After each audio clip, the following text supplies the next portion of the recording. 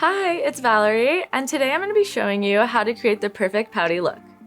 I've already exfoliated my lips, and next I like to just go on with a little bit of translucent powder all over my lips to give you a good starting base, and this prevents your lip liner from moving out of place.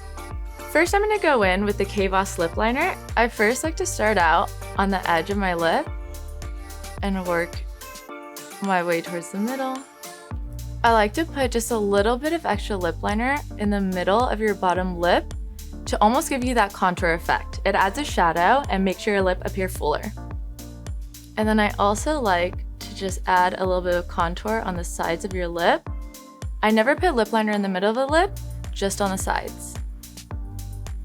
And then I like to also go right under my lip line to give you that fuller lip.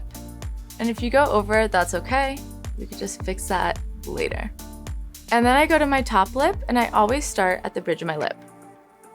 And you almost want to do like an X that really helps you define your lip.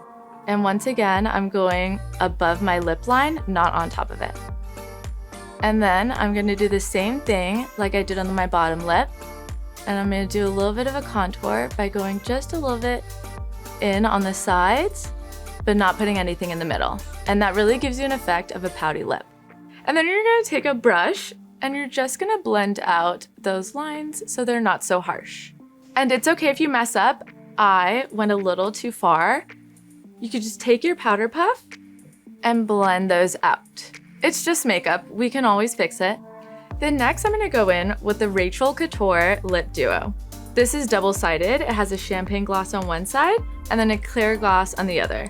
First, I'm going to use the clear gloss on the left side, just on the sides of my lips, to give that illusion of a pouty lip. This gloss feels really lightweight, but gives you that nice sheen, plump look.